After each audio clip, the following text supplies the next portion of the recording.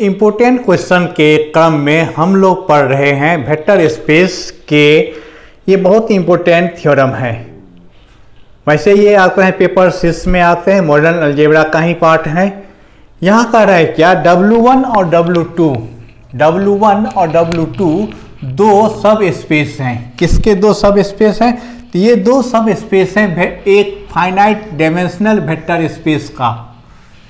एक भी क्या है, एक वेक्टर स्पेस है जिसकी एलिमेंट की संख्या फाइनाइट है, काउंटेबल है, और उसके दो आपका W1 और W2 दो उसका सब स्पेस हैं। तो प्रूव करना है डायमेंशन W1 प्लस W2 बराबर dimension W2 minus dimension W1 intersection W2। ये हमको प्रूव करना है। हमने क्या किया, मान लिया W1 W2 दो सब स्पेस हैं फाइनाइट डायमेंशनल वेक्टर स्पेस का, और डायमेंशन जो है W1 इंटरसेक्शन W2 वो कितना है, R है।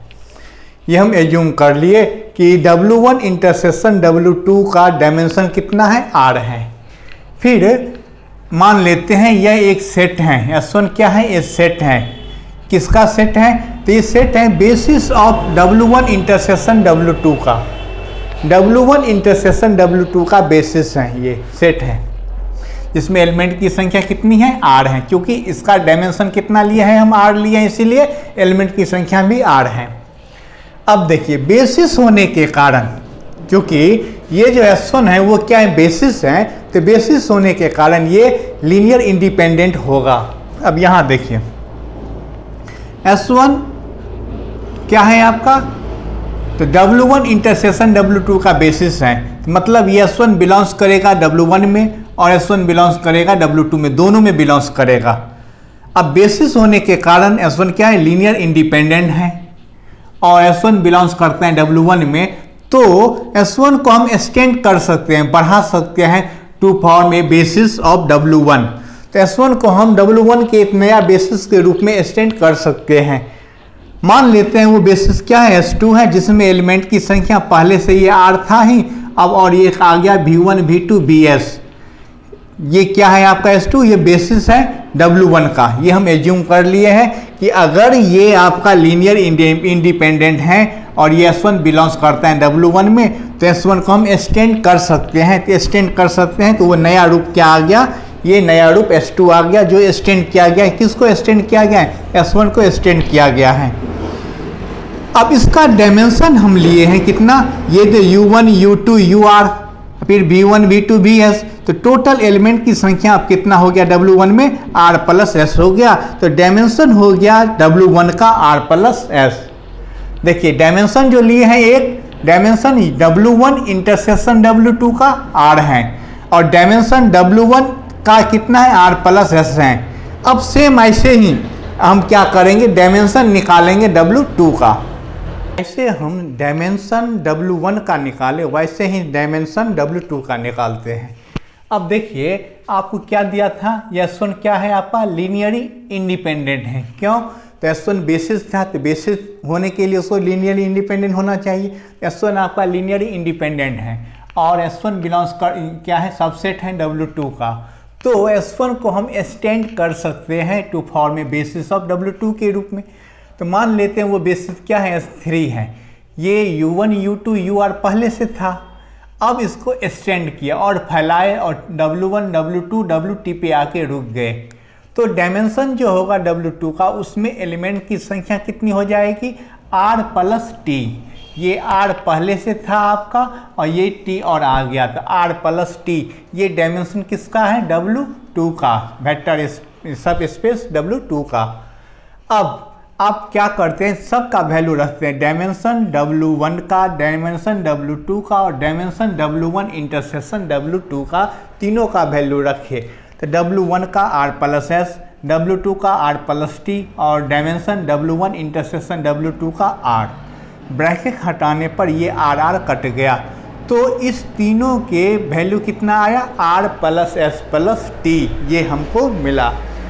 यानी कि अब हमको जो प्रूव करना है वो क्या करना है, डायमेंशन W1 प्लस W2 बराबर R plus S plus T, ये हमको प्रूव करना है। अब इसके लिए क्या करते हैं, हमको एक बेसिस लेना होगा। किसका बेसिस? W1 प्लस W2 का, जिसमें एलिमेंट की संख्या R plus S plus T हो। तो हम क्या करते हैं, इसको प्रूव करने के लिए हमने क्या किया, ये सेट लिया S4, उसमें एलिमेंट क्या है, U1 U2 UR V1 V2 VS W1 W2 WT, ये सब क्या है आपका एलिमेंट है। किसका? S4 का। वो क्या है, बेसिस है। किसका बेसिस है? W1 W2 का बेसिस है।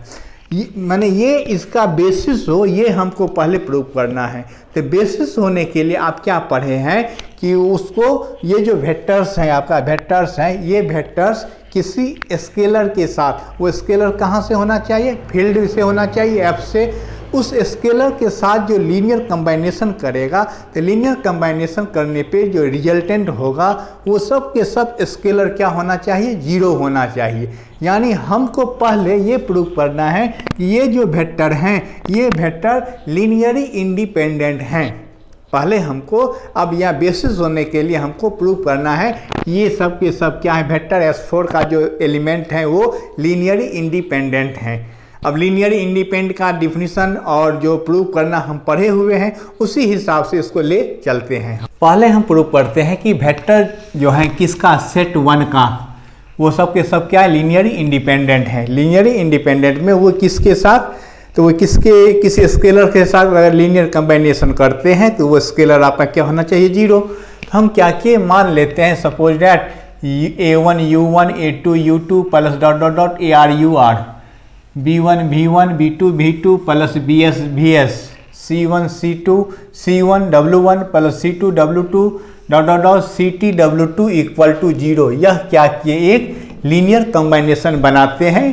किसके वेक्टर के साथ, तो S1 जो हम S4 जो हम लिए थे वो बेसिस, उसके वेक्टर, उसके एलिमेंट के साथ ये एक लीनियर कंबाइनेशन बनाते हैं, जहाँ पर A1 A2 dot dot AR B1 B2 dot dot BS C1 C2 dot dot CT, ये क्या है, एलिमेंट है फील्ड F का।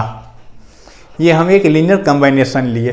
फिर क्या किए, मान लेते हैं स्मॉल w क्या है, एक लीनियर कंबाइनेशन है। ये C1 W1 plus C2 W2 plus CT WT, ये हम एज्यूम किए हैं। ये वाला टर्म जो है तीसरा पार्ट, इसको मान लेते हैं, मान लो आप स्मॉल w। तो w को हम इस रूप में लिख सकते हैं, u के रूप में लिखना चाहें, 0 into W1 0 into W2 plus dot dot dot 0 into WR। और फिर ये C1 W1 C2 W2 ये है ही आपका। अब देखिए, आप पढ़े हैं कि W2 जो हम लिए थे सब स्पेस, इसका बेसिस क्या होता है, आप लिए थे U1 U2 UR W1 W2 WT, ये लिए थे हम क्या, तो ये लिए थे सब स्पेस W2 का बेसिस। तो ये किस रूप में आ गया, ये सब ये आए बेसिस है आपका W2 का। तो ये जो स्मॉल w है वो कहाँ बिलोंग्स करेगा, सब स्पेस W2 में। अब फिर देखिए, W आपका ये लिए हैं हम, इसमें हम क्या किए, यहाँ से ये जो इक्वेशन 2 लिए हैं, इक्वेशन 2 से C1 W1 C2 W2 plus dot dot dot CT W2 का वैल्यू निकालेंगे। तो ये जो है आपका A1 U1 A2 U2 AR UR B1 V1 B2 V2, ये सब जो ये राइट साइड चला गया, तो राइट साइड जाके माइनस में हो जाएगा। तो माइनस कॉमन ले लिए, तो ये जो C1 W1 plus C2 W2 plus dot dot dot CT WT हैं, उनका वैल्यू इतना आया। फिर देखिए यहाँ पे U1 U2 UR V1 B2 VS, ये क्या है, तो ये आपका बेसिस है किसका, तो ये सब S2 का S1 S2 का ये सब बेसिस लिए थे हम, S1 का बेसिस है, यानी W1 का सब स्पेस W1 का बेसिस है। तो ये U1 U2 UR याद करिए आप लिए हैं किसमें, तो ये S1 में है, इसका ये एलिमेंट है U1 U2 UR। फिर ये स्टैंड हो गया था कितना, तो V2 V3 VR, ये S2 का इसका था। तो स्टैंड होने पे आया था, S1 स्टैंड हो गया, S2 आया था। तो यहाँ से W क्या होगा, तो बिलोंग्स करेगा सब स्पेस W1 में। तो आप देखिए, एक ही एलिमेंट W जो है ये सब स्पेस W1 में है और W2 में ही है, दोनों में है। तो W बिलोंग्स करेगा W1 इंटरसेक्शन W2 में। ये अब सिंस W क्या है, लीनियर कंबाइनेशन है किसके, basis element U1 U2 UR का, यही यहाँ एज्यूम किए थे, ये लीनियर कंबाइनेशन है तो ये इसका है, किसका, तो W1 इंटरसेक्शन W2 के। तो हमारे हिसाब से ये इसके साथ अगर ये लीनियर कंबाइनेशन बनाते हैं तो एज्यूम कर लीजिए W क्या, E1 U1 plus E2 U2 plus ER UR, ये हम एज्यूम कर लिए। ये U1 U2 UR के साथ लीनियर कंबाइनेशन बनाते हैं जहाँ पे E1 E2 ER क्या है, स्केलर है। अब इस दोनों को, ये जो W एज्यूम किए थे वो, यहाँ पे जो एक लीनियर कंबाइनेशन W का निकला है, ये दोनों को आपस में बराबर करके एक नया कंडीशन लाने की कोशिश करते हैं। अब हम W के दोनों वैल्यू को आपस में बराबर किए तो ये मिला हमको E1 U1 plus E2 U2 plus ER UR बराबर C1 W1 plus C2 W2 dot dot dot CT WT। Right hand side में जो टर्म है उसको लेफ्ट हैंड साइड ले लिए तो एक नया कंबाइनेशन मिला। अगर C1 C2 और ये जो आपका CT है ये फील्ड का एलिमेंट है, F का एलिमेंट है, तो इसका जो नेगेटिव होगा वो भी क्या होगा, उसका एलिमेंट होगा। तो वही यहाँ पे हम इसको नेगेटिव में चेंज कर दिए। अब ये जो लीनियर कंबाइनेशन बना आपका, इस लीनियर कंबाइनेशन में देखिए U1 U2 UR W1 W2 WT, ये जो आपका ये सेट लिए थे ये किसका सेट है, यह W2 को एक्सटेंड करने पर इस रूप में आया था, आप देखे थे। तो यह बेसिस है, तो ये अगर बेसिस है तो इसका जो भी एलिमेंट है ये सब वेक्टर्स, ये वेक्टर्स क्या होगा, लीनियरली इंडिपेंडेंट होगा। तो लीनियरली इंडिपेंडेंट होगा तो ये वेक्टर को इस स्केलर से मल्टीप्लाई किए हैं, ये स्केलर आपस में क्या हो जाएगा, इक्वल टू 0। तो वही यहाँ पे लिखे हैं, अगर यह लीनियरली इंडिपेंडेंट है, ये वेक्टर अगर लीनियरली इंडिपेंडेंट है तो E1 E2 ER या C1 C2 CT ये सब क्या हो जाएंगे, इक्वल टू 0 हो जाएंगे। फिर आपका जो कंडीशन 2 आया था, लिए थे हम लोग, उस कंडीशन 2 में C का वैल्यू 0 रखने पर W वाला पार्ट आपका हट गया। तो A1 U1 plus A2 U2 plus AR UR plus B1 V1 plus B2 V2 BS VS equal to 0 ये आया।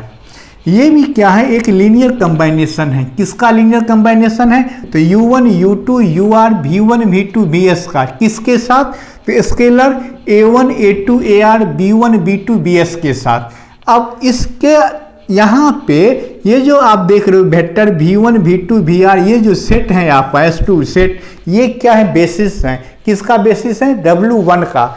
अगर ये W1 का बेसिस है तो ये जो एलिमेंट हैं ये सब के सब आपस में क्या होगा, ये वेक्टर आपका लीनियरली इंडिपेंडेंट होगा। तो ये वेक्टर जिस कांस्टेंट के साथ लीनियर कंबाइनेशन बनाते हैं वो कांस्टेंट भी आपस में क्या हो जाएंगे, 0 हो जाएंगे।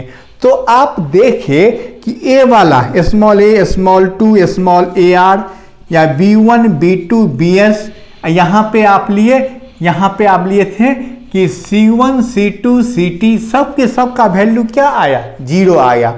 ये सब के सब क्या था, स्केलर था, कांस्टेंट था। कहाँ से लिए थे हम, फील्ड एफ से। अगर ये 0 हैं तो ये जिसके साथ कंबाइनेशन करते हैं, लीनियर कंबाइनेशन करते हैं, तो वो वेक्टर्स क्या हो जाएगा आपका, वो वेक्टर लीनियरली इंडिपेंडेंट हो जाएगा। तो मीन्स हम कहेंगे ये सब जो स्केलर हैं जिस वेक्टर के साथ कंबाइन करते हैं वो वेक्टर आपका क्या हो गया, लीनियरली इंडिपेंडेंट। वो वेक्टर किसका एलिमेंट है, तो वो वेक्टर आप लिए हो S4 का एलिमेंट है। ये S4 का एलिमेंट है। जो बेसिस है, किसका बेसिस है, तो वो बेसिस है W1 प्लस W2 का, इसका बेसिस है। तो इस बेसिस के जो वेक्टर्स हैं वो आपका लीनियर इंडिपेंडेंट है। हाँ, तो उसका डायमेंशन आप निकाल लोगे आराम से। जब हम देखें जो भी स्केलर हम लिए थे, चाहे ए वाला टर्म का स्केलर, बी वाले टर्म का स्केलर, सी वाले या ई वाले, सभी के सब स्केलर आपका क्या हो गया, 0 हो गया। तो आप कहिएगा ये जो बेसिस लिए, ये जो सेट लिए थे, ये सेट क्या है, बेसिस हैं। क्यों? तो ये जो वेक्टर हैं वो स्केलर के साथ कंबाइन करने पर ये वेक्टर जो है आपका क्या होता है, लीनियरली इंडिपेंडेंट होते हैं। तो ये बेसिस हो गया। तो बेसिस हो गया तो W1 W2 का डायमेंशन क्या मिला आपका, R plus S plus T। ये R की संख्या, R संख्या, ये S संख्या, ये T संख्या, तो R plus S plus T। तो हम कहेंगे हैंस डायमेंशन जो होते हैं W1 प्लस W2 का, वो हो गया dimension W1 plus dimension W2 minus dimension W1 intersection W2, जहाँ पे W1 W2 क्या है, तो कोई फाइनाइट डायमेंशनल वेक्टर स्पेस का सब स्पेस है। लगातार 3-4 बार से ये आपका एग्जाम में आ रहा है, बीएससी पार्ट 3 के फाइनल एग्जाम में ये लगातार आ रहा है। इसको हम इम्पोर्टेंट मान के ही चलेंगे, क्या पता नसीब अगर सही दे तो ये एग्जाम में आ जाए। इसको जरूर बना लेना है 3-4 बार, जैसा भी हो इसको याद करके लिख लेना है। फिर नेक्स्ट वीडियो में एक और नया इम्पोर्टेंट क्वेश्चन लाएंगे जो आपके एग्जाम के पॉइंट ऑफ व्यू से बहुत उपयोगी होगा। तब तक आप सभी को बेस्ट ऑफ लक, बाय।